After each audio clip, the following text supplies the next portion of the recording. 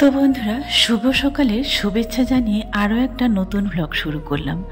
আশা করি যে যেখানে আছো সবাই ভালো আছো, সুস্থ আছো। হ্যাঁ, আমার পরিবারের প্রতিদিনই এটাই আমি শুভকামনা করি, সবাই যেন ভালো থাকে, সুস্থ থাকে। কারণ তোমরা ভালো না থাকলে হয়তো আমার পরিবারে এসে জয়েন করতে পারবে না, আর ভালো মন্দ একটা কমেন্ট করতেও পারবে না। তাই আমি রোজ রোজ তোমাদের এই প্রার্থনাটাই করি, তোমরা যেন সবাই ভালো থাকো, সুস্থ থাকো। প্রতিদিনের মতো নিয়ম মেনে সেই রান্নাবান্নার কাজে চলে এলাম। কারণ কি বলো তো, স্কুল খুলে গিয়েছে। হ্যাঁ, সরকারি স্কুলগুলো হয়তো এখনও খুলেনি, আর এদের কিন্তু যত পাবলিক স্কুল আছে সমস্ত কিন্তু খুলে গিয়েছে। শুধু কালী পূজার আগের দিন পর্যন্ত বন্ধ থাকবে কিনা জানি না, আগের দিন না পুজোর দিন, যাই হোক এই সময়টা ঠিক মনে পড়ছে না। তাই যেহেতু স্কুলে যাবে, প্রতিদিনের মতো নিয়ম মেনে এই রান্নাবান্না শুরু করে দিয়েছিলাম। এই রান্নাবান্না করতে করতে যে এমন একটা দুর্ঘটনা ঘটে যাবে সেটা আমি কখনো কল্পনাও করতে পারিনি। তো চলো বন্ধুরা, দেখতে থাকো কি হয়েছিল আর কেনই বা হয়েছিল। প্রতিদিন যেভাবে প্রস্তুতি নিতে হয়, ঘুম থেকে উঠে সোজা ঝাড়ু দিয়ে মোছামুছি যা কাজ থাকে কমপ্লিট করে চলে এসেছিলাম রান্নার কাজে। এই তো রান্না বসিয়ে দিয়েছিলাম। রান্নাঘরে খুঁজে দেখলাম কোনো কিছুই আজকে নেই। যেদিন হয়তো সবজি থাকে না সেদিন শেষ ভরসা হয় ডালটার প্রতি। তো ডাল বের করে নিয়েছি, একটা ডাল করব, আর এই তো মূলো শাকের ভাজা আর একটা চাটনি করব। এই তো পরিকল্পনা করে রেখেছি, এইগুলো আজকে করা হবে। আর মূলো শাকটা রিয়া টিউশন গিয়েছিল, সেখান থেকে নিয়ে এসেছিল। তো কালকে এনেছিল, আজকে রেখে দিয়েছিলাম আজকের জন্য, আজকে রান্না করব বলে। এই তো এদিকে রান্নার জন্য প্রস্তুতি নিয়েছি। তারপরে দেখলাম এরই মাঝে জলও দিয়ে দিয়েছি। জলটা কিন্তু আমাদের টাইমে আসে, টাইমে ধরতে হয়, ওরা পাম্প চালায় নিচে থেকে।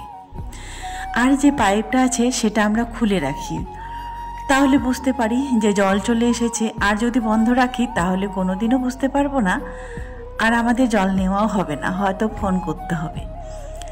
তাই আমি পাইপটা খুলেই রাখি। কেন বিরক্ত করতে যাব? ওরা হয়তো যখন জল ছাড়বে ওই মুহূর্তটায় আমিও নিয়ে নেব। এবার বলতে পারো, যখন তুমি বাইরে টাইরে চলে যাবে তখন কি হবে? হ্যাঁ, এই তো জলটা ভরে নিলাম, তারপরে কি বলো তো বন্ধ করে দেব। তখন তো কাজ শেষ, আর ওরা তো প্রতিদিনে চালায়। আমার তো জলের কাজ শেষ। এবারে যখন আমার খাওয়ার জলটা শেষ হবে তখনই চালাই। এখন বাজে হচ্ছে 12টা, 12:30। এই তো রান্না করে শুধু প্রস্তুতিটি নিয়েছিলাম, তারপরে কিন্তু বাড়ি থেকে বেরিয়ে চলে গিয়েছিলাম। বাড়ি থেকে বেরিয়ে এই 12:30টায় এলাম ফিরে। কেউ কিন্তু স্কুলে যেতে পারেনি, দুজনেই বাড়িতেই থেকে গেল। এমন একটা কথা, যাই হোক সেটা আর তোমাদের সঙ্গে হয়তো শেয়ার করছি না। তো একটা ফোন এসেছিল, সেটা দিয়ে সমস্ত কিছু যেন উল্টাপাল্টা হয়ে গেল। তো চলে গিয়েছিলাম, রিয়াকে নিয়ে অবশ্য গিয়েছিলাম। আর বুঝতেই তো পারলাম আজকে আর রান্নাও হবে না, খাওয়াও হবে না, তাই ওরা স্কুলেও যেতে পারবে না। এই তো ভাগ ভাগ করে রেখে দিয়েছিলাম কোনটা কি করব। তো যাই হোক, ভাগ্যিস এটা তো লবণ হলুদ দিয়ে মাখিয়ে রেখেছিলাম, তো ভালোই ছিল, মোটামুটি কিছু হয়নি। তবে এই চাটনিটা এইভাবে তোমরা একবার বানিয়ে খেয়ে দেখতে পারো। যেহেতু আমি পরের দিনে ভয়েসটা দিচ্ছি, এত টেস্ট হয়েছিল বলে বোঝাতে পারবো না। এটা আমি একজনের দেখেছিলাম। আলু তো আমরা আলু পোস্ত যখন করি তখন কিন্তু আলু পোস্তর বড়াটা যখন করি তখন কিন্তু এইভাবে আলুটাকে সাইজ করে কেটে নিতে হয়, ওইভাবে নিয়েছি। আর এই যে একটা ডাল, ব্যাস এগুলাই ছিল আজকের রান্না বান্না। 12:30টার সময় ফিরে এসে তারপরে চলে এসেছি রান্না বান্না সমস্ত কিছু কমপ্লিট করে। এবারে খাবো বলে বেজে গেল 1:30-2টা। কালকে ছিল বুধবার, কালকের মাংসটা একটু ছিল, সেটাও গরম করে নিচ্ছি, আর শাক ভাজা, ব্যাস এই তো এগুলোই ছিল আজকের আয়োজন। দুজনে যেহেতু স্কুলে যেতে পারলো না, বাড়িতেই থেকে গেল, তাহলে খাওয়া দাওয়াটা দুপুরবেলায় হয়ে গেল। আগে মসুর ডালটা মোটেও খেতে ইচ্ছা করতো না, এখন না জানি সেগুলোই বেশি বেশি করে খেতে ইচ্ছা করে। যেমন মসুর ডাল পছন্দ করতাম না, আলুর তরকারি, আলু মাখা, এইগুলা। আর এমন একটা রোগ শরীরে বাসা বেঁধেছে যেগুলা খাওয়া একেবারেই নিষেধ।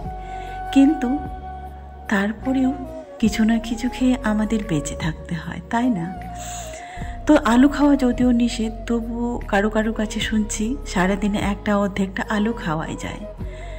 তাহলে যেমন একটা আলু দিয়ে দিয়েছি এই চাটনিটাতে, ভর্তাটা করে মিশে যাবে, সবাই মিলেই খাবো একটা আলু। যেদিন হয়তো আলুর অন্য কিছু করি সেদিন হয়তো ওই বাকি সবজিগুলো নিই আর আলুটা নিই না, তারপরেও তো আলুটা মিশে যায়, তাই না? যাই হোক, এইভাবে কিন্তু খেতেই হচ্ছে। আর আলু এমন একটা সবজি, সব কিছুর সঙ্গে মানিয়ে নিতে হয়, না হলে কিন্তু আলু ছাড়া কোনো সবজি রান্না হয় না। এই তো ফুলকপি আলুর ঝোল, তারপরে হচ্ছে মাছ আলু টমেটো দিয়েও লাগবেই সমস্ত কিছুতে, তাই না? কেমন যেন একটা চেনা পরিচিত একটা সবজি। তো এই চাটনিটা খেতে এত সুন্দর টেস্ট হয়েছিল। এই সময়, এই শীতের সময় এই চাটনিটা আমি প্রায় করে করে খাই। তবে হ্যাঁ, আগে করতাম, আমাদের দিকে একটা বেগুন পাওয়া যায় ছোট্ট ছোট্ট, ওই বেগুনটা দিয়ে কিন্তু হেভি টেস্ট লাগে।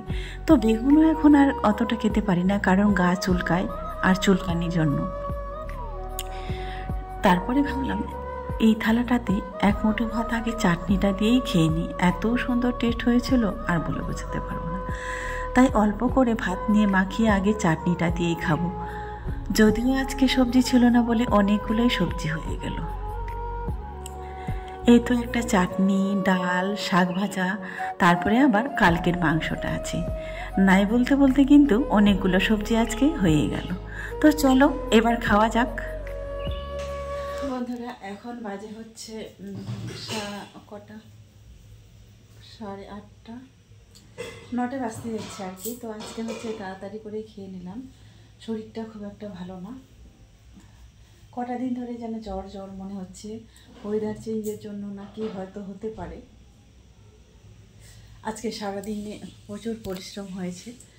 তো রান্না করতে করতে একবার গিয়েছিলাম হচ্ছে পঞ্চুর চকে, হ্যাঁ রাজাবাজারে, দুবার এরকম একটা কাজের জন্য আজকে দুবার ছোটাছুটি করেছি। তারপরে ওখান থেকে এসে আবার রান্না বান্না করে খেয়ে দিয়ে তারপরে আর কোথাও যায়নি, শরীরটা খারাপ ছিল খুব।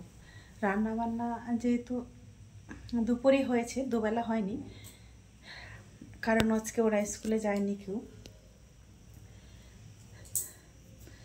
তো ওই দুপুরে রান্নাটাই ছিল। এখনও মোটামুটি খুব একটা ঠান্ডা পড়েনি, যে ঠান্ডা পড়লে হয়তো দুবেলা করতে হবে এবারে। এই তো কেবল মনে হয় শুরু হলো ঠান্ডাটা।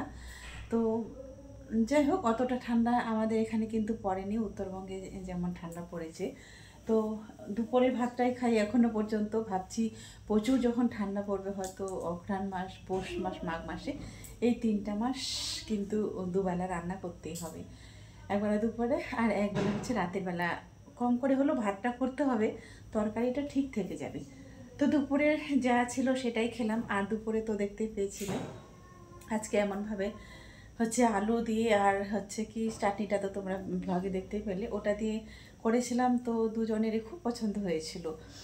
তখন তো ওইটা শেষ হয়ে গেছিলো। এখন আবার রিয়া এখন আর তোমাদেরকে নতুন করে দেখালাম না, রিয়া আবার ওই চাটনিটাই করলো আর কি, ওই ভর্তাটাই করলো এখন। তো খাওয়া দাওয়া মোটামুটি আমাদের কমপ্লিট। এবার হচ্ছে আমার কাজ হচ্ছে লাইট বন্ধ করব, খাওয়া দাওয়ার পর হচ্ছে আমার যে কাজগুলো থাকে এখন মোটামুটি সেগুলাই করতে হবে। আর যাই হোক, যে রিয়া করে দিল ওই রান্নাঘরটা, কি বলতো, রান্নাঘরটায় হচ্ছে লাইট ফাইট সব কিছু বন্ধ করে দিয়ে কি করতে হয় হচ্ছে ওই যে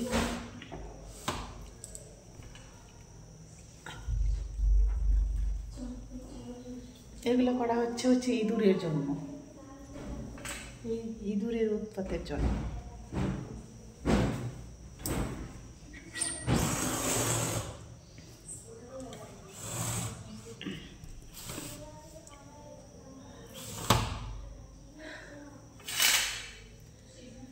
মোটামুটি রাতের কাজ কমপ্লিট। না হলে ইঁদুর এসে কি করে, ওই ঢুকে যায়, আবার পাইপ কেটে দেয়, না হলে আলু টালু খাওয়া দাওয়া সমস্ত কিছু নষ্ট করে দেয়।